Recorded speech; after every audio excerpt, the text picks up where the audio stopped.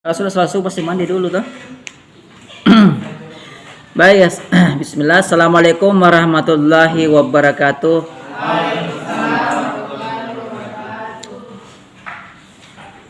Selamat berjumpa kembali dengan saya ya, pengampu mata kuliah Filsafat Hukum. Dalam materi hari ini adalah masih terkait dengan aliran hukum. Hanya saat ini kita masuk pada pembagian dari aliran hukum positif. Waalaikumsalam warahmatullahi wabarakatuh.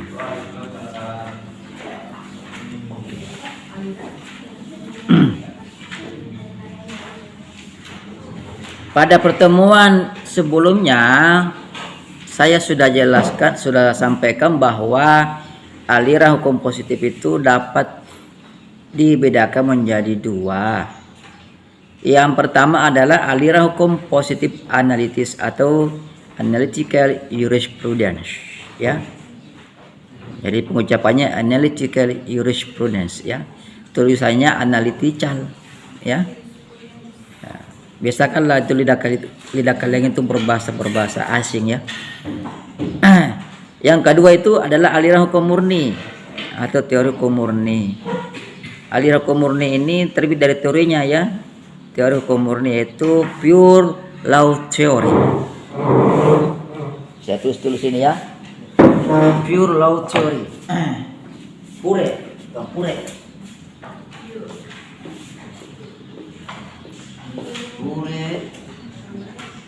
law theory. Ini bahasa Inggris, ya. Bahasa Inggris artinya teori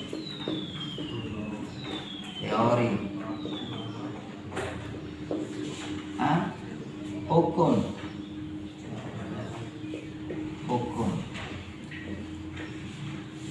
murni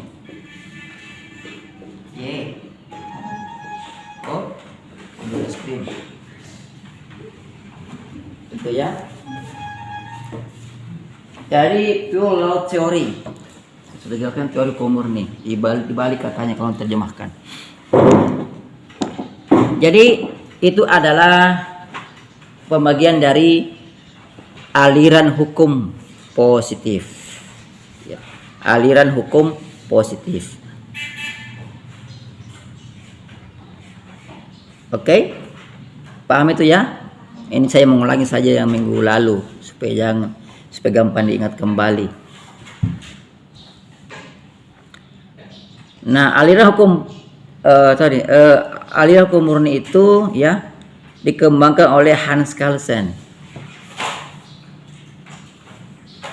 Hans Kelsen berdasarkan teori ini dia memberikan tingkatan-tingkatan hukum, ya, namanya teori tangga, Stufenbau teori, ya, atau Stufenbau teori. Dia melahir lagi teori baru namanya Stufenbau teori atau teori tangga. Jadi menurut Hans Kelsen, hukum itu bertingkat-tingkat dari tingkatan teratas, ya, sampai ke bawah.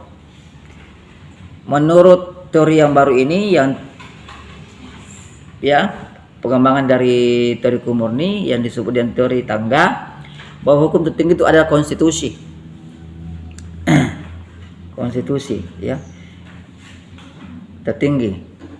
Dia menyatakan bahwa hukum yang tertinggi itu menjadi dasar hukum di bawahnya untuk membentuk hukum.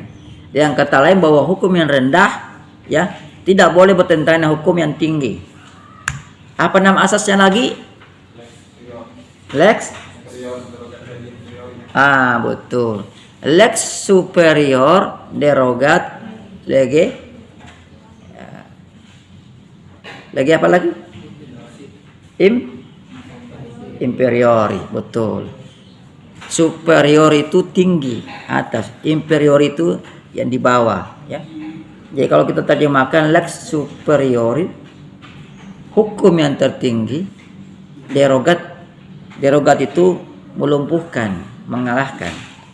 Jadi derogat melumpuhkan, lege inferiori, ya, legi soalnya hukum, ya. asal bukan lege-lege, ya lege saja.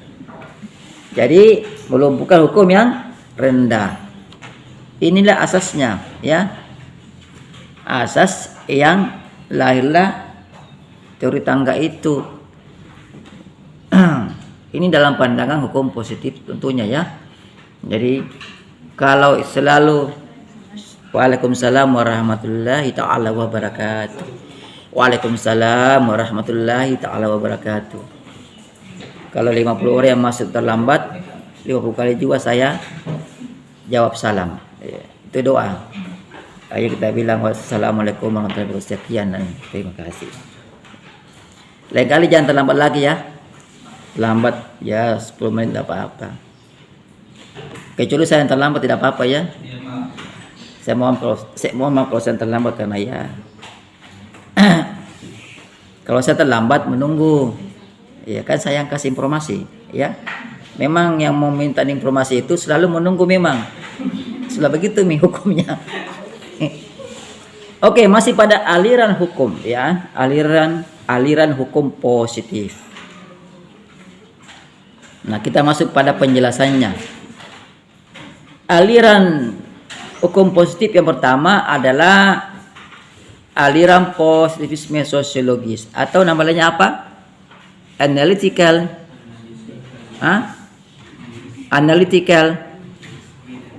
jurisprudence. Tahu tulisannya? Analytical jurisprudence, ya. Jangan bisa tulis deh, ya. Sudah bilang tak? Tulisannya analytical jurisprudence, ya. Dibaca analytical jurisprudence. Nah, aliran ini atau aliran positivisme sosiologis itu dicetuskan oleh John Austin. Tahu John Austin? Pernah lihat orangnya? Iya, belum pernah. Tapi namanya sering kita dengar, ya.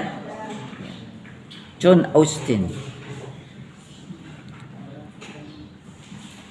John Austin itu dibilang hukum itu adalah perintah. Perintah dari negara. Dan nama ini diwakili oleh penguasa.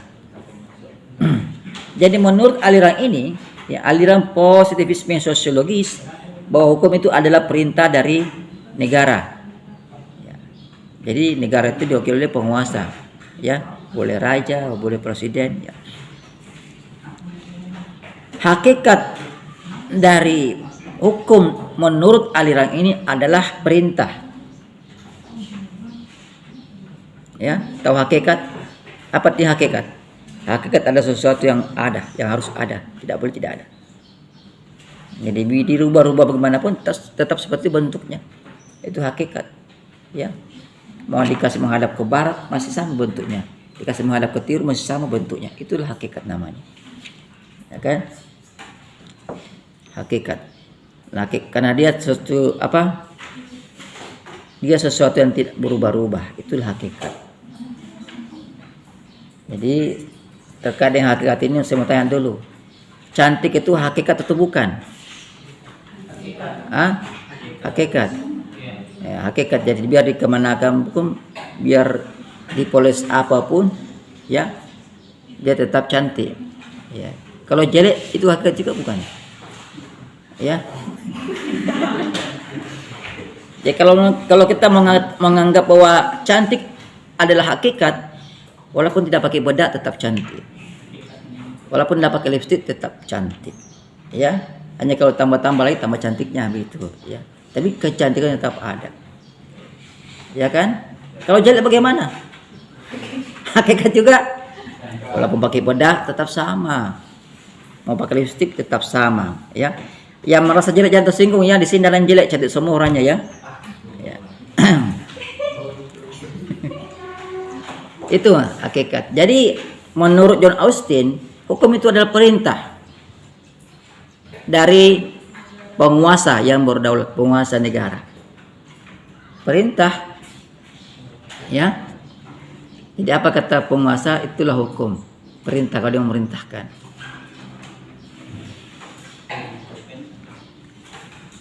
Nah, hukum juga dalam aliran ini itu dipandang sesuatu sistem yang tetap, logis dan tertutup, ya.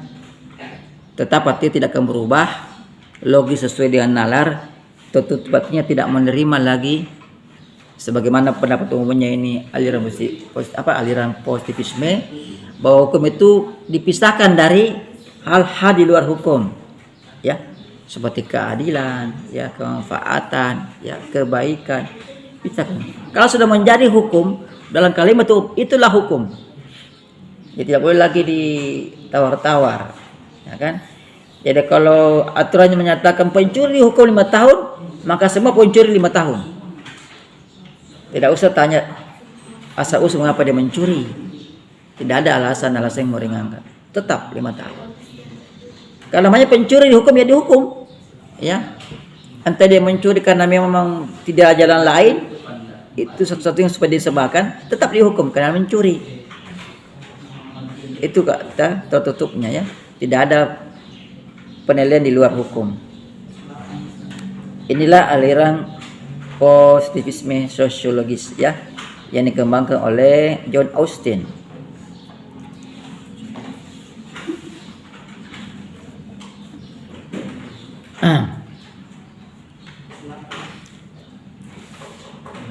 Jadi di sini negara itu sebagai superior, ya, sebagai lembaga tertinggi, dia memperlakukan hukum itu, ya, jadi sama dengan menjadikan hukum sebagai alat untuk menakut-nakuti orang, ya kan, karena harus diikuti perintahnya, harus dipatuhi, tidak ada persyaratan untuk patuh begitu saja, ya. Jadi negara punya kewenangan untuk mengarahkan tingkah laku manusia dengan hukum.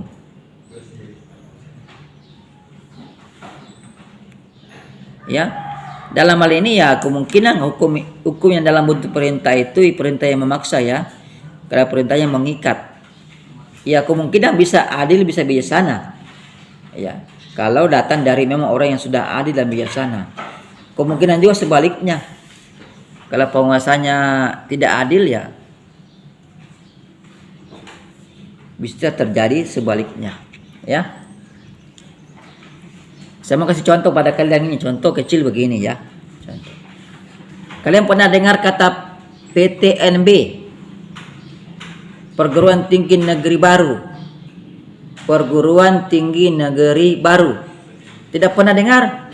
Kasihan. Tidak pernah. Kalian ini kuliah di sini loh ini. Ini USN. Universitas 19 November Kolaka.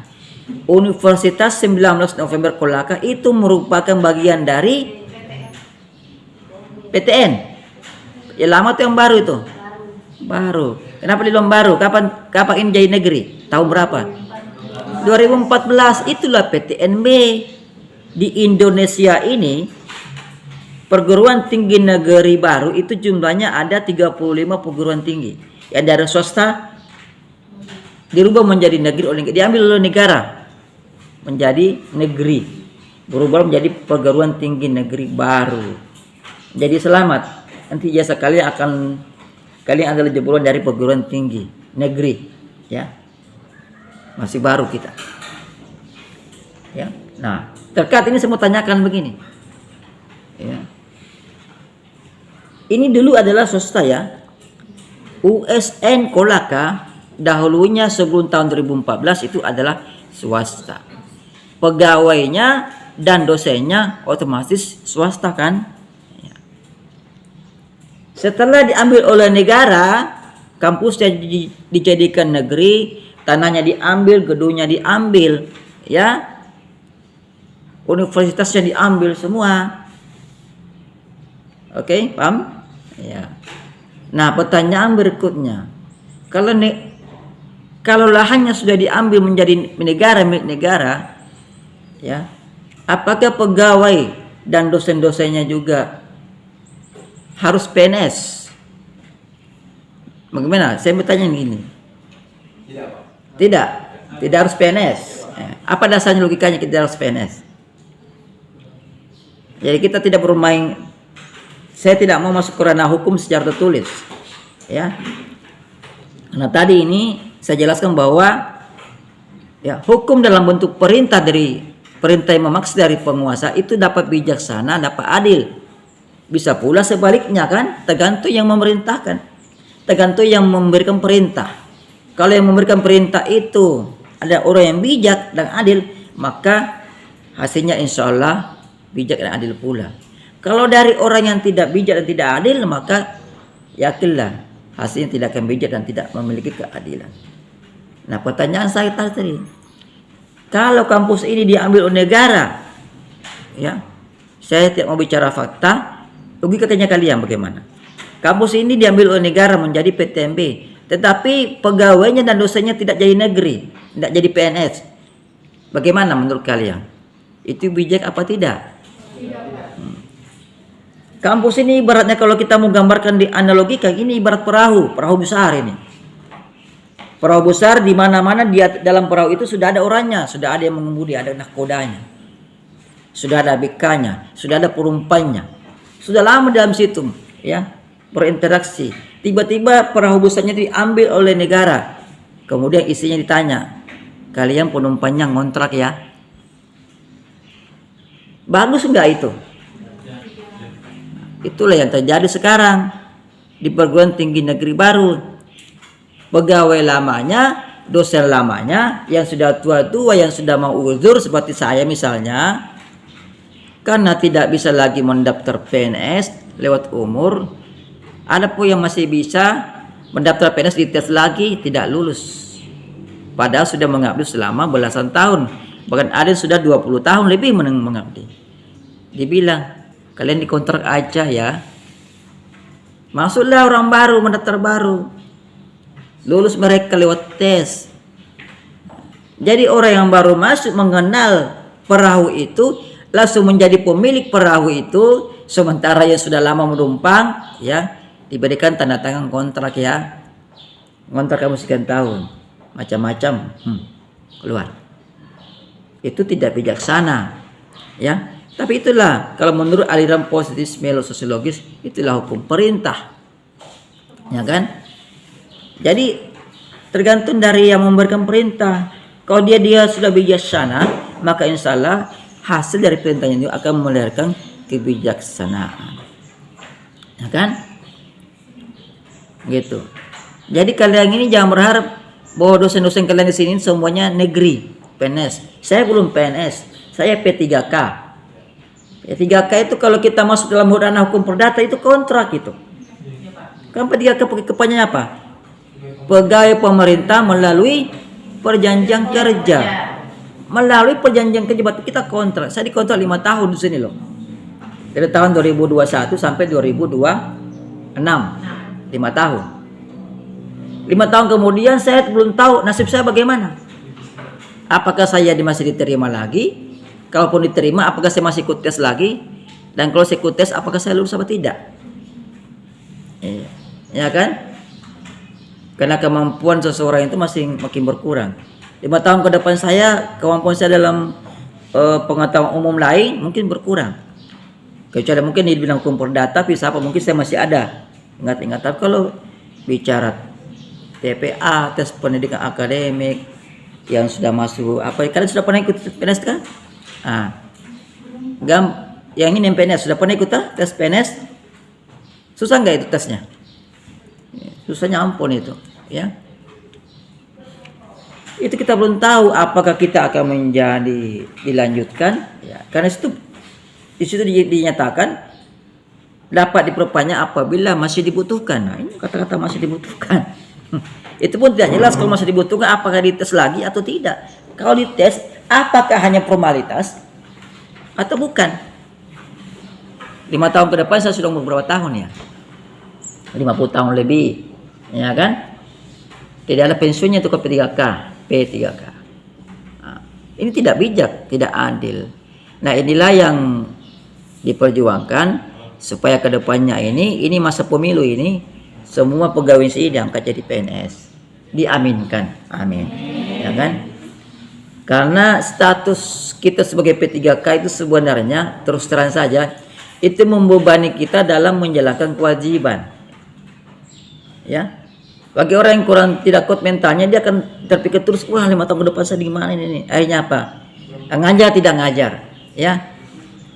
Dia malas belajar, kan dosen juga harus belajar, ya. Akhirnya cari kesibukan di luar deh. Ditelepon sama mahasiswa, Pak, di mana? Oh, saya lagi di luar. Oh, maaf, nanti pending lagi tahun ke depan. Begitu terus. Ya, tidak konsentrasi. Ya, tapi sebagian, nah itu wajar ya, psikologinya orang. Nah, kita masuk kembali kepada aliran hukum, yaitu aliran positivisme. Ya. Yang pertama tadi sudah. Nah, sekarang yang kedua, pembagian kedua dari aliran positivisme. Ya. Aliran positivisme ini saya kalau nyebutnya agak susah. Habis air liur saya itu, ya. Aliran positivisme, ya. Yang kedua adalah pembagian kedua adalah aliran positivisme yuridis. Ini belum pernah diterangkan kah? Belum ya? Belum pernah diterangkan kah? Oh, belum. Kalau sudah pernah bilang-bilang, karena ini masuk di konten YouTube. Ada aturan di konten YouTube tidak boleh mengupload 2 kali materi yang sama. Nanti saya kena banned nanti. Belum ada hasil, saya kena banned ya, rugi-rugi nanti ya.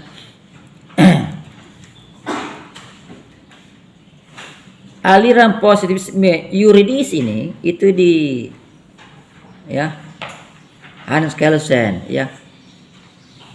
Tadi sudah kita jelaskan Hans Kelsen menurut dari melalui teorinya, teori hukum murni atau pure law theory.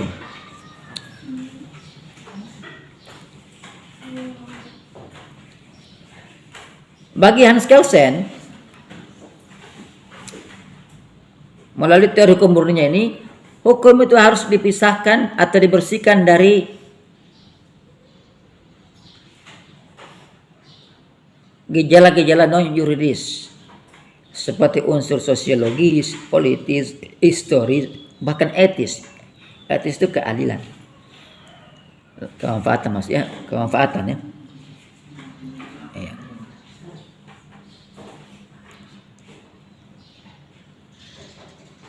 Jadi penyertaannya ini dia masukkan dalam teori hukum murni. Jadi hukum harus dimurnikan katanya, dimurnikan. Ya. Tidak boleh ada pengaruh dari luar hukum. Kalau sudah menjadi kalimat hukum, itulah hukum. Ya. Tidak ada hubungannya dengan politik, tidak ada hubungannya dengan sosiologis, historis, ya etis, bahkan etis tidak ada. Yang perilaku, apalagi yang perilaku tidak ada, ya. Behavioral itu perilaku tidak ada itu, ya. Murni. Kalau sudah menjadi kalimat hukum, itulah hukum.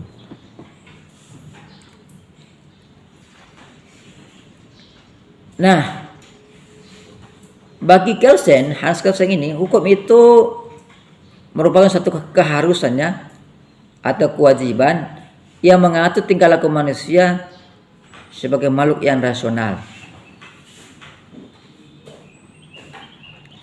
Jadi hukum di sini berbicara tentang bentuk, bukan material. Ya. Atau material, materi. Substansi itu material. Mau ke substansinya merugikan, yang menguntungkan, ya penting bentuknya dulu. Yang tadi menurut dari teori Stoffennya, ya, teori tangganya, bahwa hukum itu ya mengenal tingkatan-tingkatan atau hierarki, ya, hierarki perundang-undangan. Jadi hukum yang tertinggi itu ya mengenalkan hukum paling bawah, yang di bawahnya. Nah, hukum ini, hukum tertinggi dan terendah itu dalam bentuk tertulis. Ada namanya konstitusi, itu tertulis. Tidak boleh hanya dengan lisan saja. Ada undang-undang tertulis, ada peraturan pemerintah, semuanya tertulis itu sampai ke bawah. Dan dia tidak mempermasalahkan substansinya. Kalau sudah tertulis, substansinya ya penting bentuknya. Jadi keabsahan hukum itu dilihat dari bentuknya. bentuk dan ya lembaga yang membuatnya. Ya, berarti ada bentuknya. Undang-undang itu ya di atasnya PP. Jadi kalau PP bertentangan dengan undang-undang, PP-nya kalah. Ya. PP ya. Iya. Peraturan pemerintah, bukan peraturan presiden. Ya, jangan salah tafsir ya. Peraturan pemerintah. Begitu seterusnya. Jadi dia lebih mementingkan bentuk atau formanya atau formnya, bentuknya. Bahkan keadilan di sini pun ya, keadilan yang merupakan substansi dari hukum itu dia anggap itu adalah isu yang berada di luar hukum. Jadi kalau sudah menjadi untuk hukum, sudah menjadi undang-undang, walaupun isinya tidak mencerminkan keadilan, ya sudah, itu bukan urusan itu. Sudah jadi undang-undang dia. Ya, aliran ini bagus, ya, bagus kalau yang membuat undang-undang atau perangkat hukum lainnya itu orang yang bagus juga, ya kan, orang yang bagus juga.